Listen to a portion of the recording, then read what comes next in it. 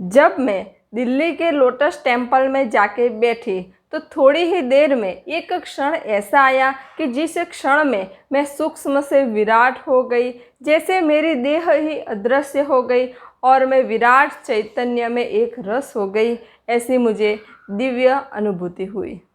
नमस्ते सब घटवासी, परमात्मा को प्रणाम।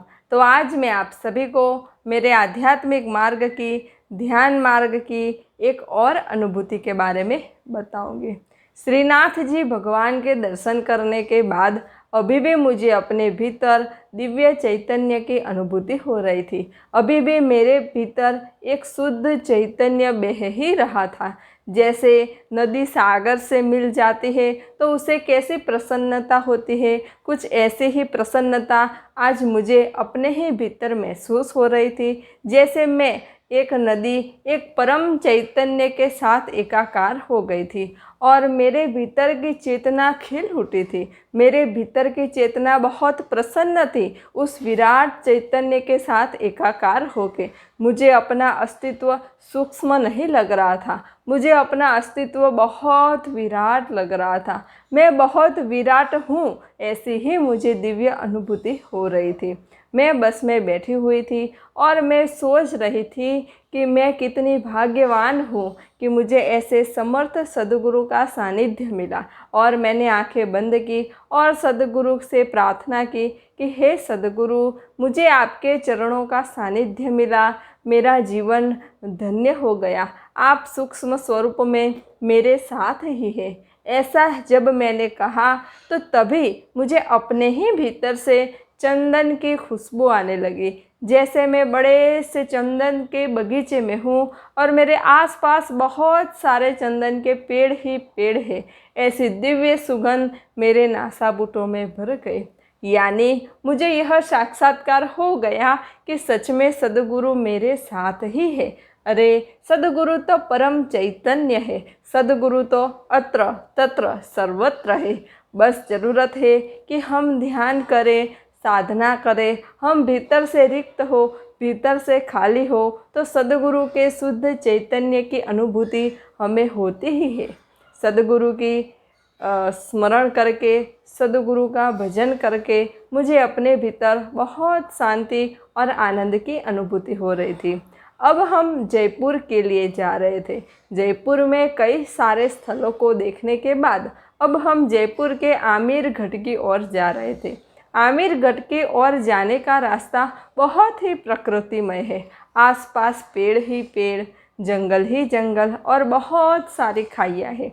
मैं खिड़की के पास बैठ के उस प्रकृतिमय वातावरण को देख रही थी और सोच रही थी कि कई सारी पुण्यात्माएं, कई सारे साधक, कई सारे मनुष्य, कई सारे योगियों ऐसे भी होंगे कि जो आत्मज्ञान पाने के लिए, आत्म साक्षात्कार पाने के लिए, ध्यान पाने के लिए, वैराग्य की प्राप्ति के लिए, भक्ति के लिए, भजन के लिए, परमात्मा के स्मरण के लिए ऐसे दूर दूर जंगलों में आते होंगे और ऐसे दूर दूर जंगलों में आके एकांत में रह के ध्यान साधना करते होंगे, परमात्मा का भजन करते होंगे, ताकि उन्हें भी भक्ति मिले, उन्हें भी वैराग्य की प्राप्ति हो, उन्हें भी ध्यान की अनुभूति हो, उन्हें भी आत्मा की पहचान हो। इसलिए वह ध्यान साधना करते होंगे, कितनी तपश्चर्या करते होंगे।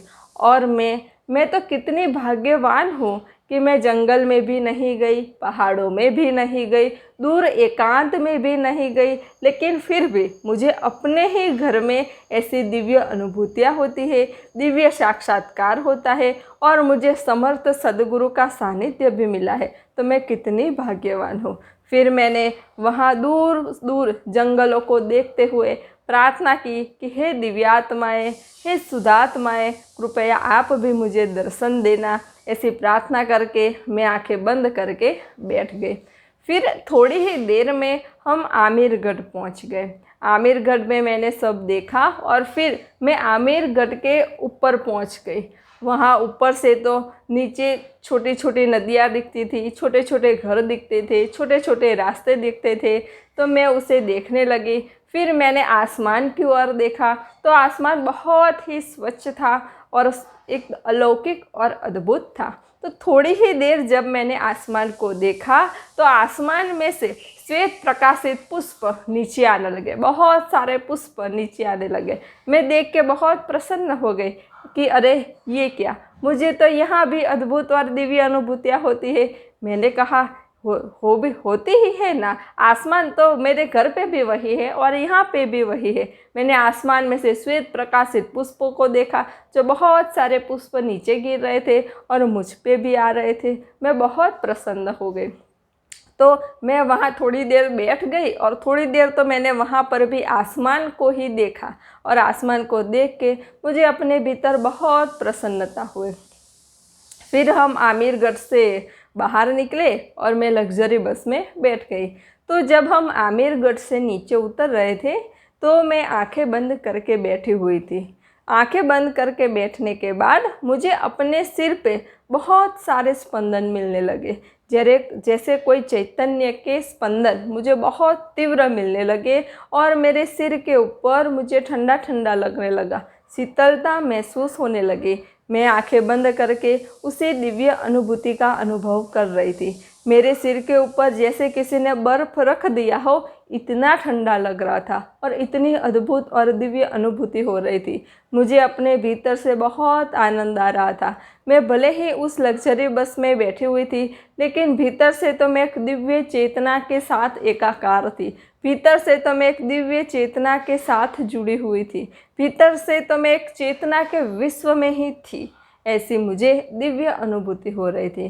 तो कई देर तक मुझे अपने सिर के ऊपर ठंडे ठंडे वाइब्रेशन मिले, सिर के ऊपर किसी ने बर्फ़ रख दिया हो ऐसी अनुभूति हुई और मुझे अपने पूरे सिर में चेतना के स्पंदन मिल रहे थे। तो ऐसी दिव्य अनुभूति मुझे आधे घंटे तक हुई। फिर मैंने आंखें खोली तो मैं लग्जरी बस में बैठी हुई थी और आसपास के प्रकृति के वातावरण को देख रही थी। तो फिर हम रात हो गई और हम भोजन के लिए उतरे। तो भोजन करने के बाद हम वापस से लग्जरी बस में बैठ गए और सुबह हम दिल्ली उतरे। तो आज मैंने दिल्ली में बहुत सारे स्थल देखे, उसमें से मुझे दिल्ली के लोटस टेम्पल में बहुत अद्भुत और दिव्य अनुभूति हुई। तो जब मैं दिल्ली के लोटस टेम्पल में पहुंची तो दिल्ली के लोटस टेम्पल के बाहर लाइन थी, तो मैं भी लाइन में ही खड़ी थी। थोड़े थोड़े मनुष्य को वहाँ अंदर जाने देते थे, इसलिए मैं भी लाइन में खड़ी हुई थी। 5-10 मिनट मैं लाइन में खड़ी रही, फिर मेरा नंबर आया। मैं अंदर गई तो अंदर एकदम शांति थी और वहाँ टेबल भी रखे हुए थे। तो मैं वहीं पे जाके बैठ गई। वहाँ सब आंखें बंद करके बैठे हुए थे, तो मैं भी वहाँ जाके आंखें बंद करके बैठ गई। तो जैसे ही मैंने अपनी आंखें बंद की तो मैं जैसे सूक्ष्म से विराट हो गई और एक अद्भुत और दिव्य चेतना के साथ में जुड़ गई। जैसे मैं बहुत विराट हो गई, मेरी चेतना एकदम खिल गई और मैं देह में हूँ। मेरी देह तो जैसे है ही नहीं, यानी उस एक क्षण ऐसा आया कि उस एक क्षण में जैसे मेरी देह ही अदृश्य हो गई थी और मैं चेतना के विराट स्वरूप में एकाकार हो गई थी। ऐसी मुझे दिव्य अनुभूति हुई एक ही क्षण। फिर कुछ क्षण बाद मैंने आंखें खोली और वहाँ से सब लोग बाहर जा रहे थे, तो मैं भी बाहर जाने लगी। बाहर आई, फिर भी मुझे अपने भीतर अद्भुत और दिव्य स्पंदन मिल रहे थे, क्योंकि दिल्ली के लोटस टेम्पल में क्या वहाँ जाके किसी को बातें नहीं करने की, कोई विचार नहीं करने का, कुछ भी नहीं। वहाँ जाके सब लोग सिर्फ बैठ ही जाते थे और वहाँ कुछ प्रार्थना करते थे तो वो सुनते थे। यानी वहाँ का वातावरण ही एकदम विचार शून्य था। वहाँ का वातावरण ही सकारात्मक था कि वहाँ जाके तो अनुभूति होना स्वाभाविक है, क्योंकि वहाँ के वातावरण में बिल्कुल विचार ही नहीं थे। तो फिर मैंने सोचा कि यहाँ पर अनुभूति होना तो स्वाभाविक है, लेकिन मुझे तो अपने घर पर भी अनुभूति होती है, क्योंकि मैं जहाँ ध्यान करती हूँ, मैं जहाँ साधना करती हूँ, वहाँ का वातावरण भी विचार शून्य हो गया है। वहाँ का वातावरण भी सकारात्मक हो गया है, वहाँ का ऑरा भी सकारात्मक हो गया है। इसलिए मुझे अपने घर पर भी, अपने ध्यान कक्ष में भी अद्भुत और दिव्य अनुभूतियाँ होती है। तो तो आप भी अपने घर को ऊर्जा को सकारात्मक बनाएं। अपने घर की ऊर्जा को सकारात्मक बनाने के लिए पहले आप सकारात्मक बने, अपने विचार सकारात्मक रखें, रोज़ाना ध्यान साधना करें, जिससे आपके आसपास का वातावरण, आपके आसपास का ऑरा एकदम सकारात्मक हो जाएगा। और अगर आप सकारात्मक होंगे तो आपके घर की ऊर्जा भी सकारात्मक होंगी। तो फिर हम लोटस टेम्पल से बाहर निकले। लोटस टेम्पल में मुझे बहुत अद्भुत और दिव्य अनुभूति हुई। तो आप भी किसी भी मंदिर में जाए, किसी भी धर्म स्थान पे जाए, तो वहाँ शांत चित्त होकर के बैठे और आपको अपने भीतर क्या अनुभूति हो रही थी उस पर ध्यान दे। आपको भी ऐसी अद्भुत और दिव्य अनुभूतियाँ होंगी।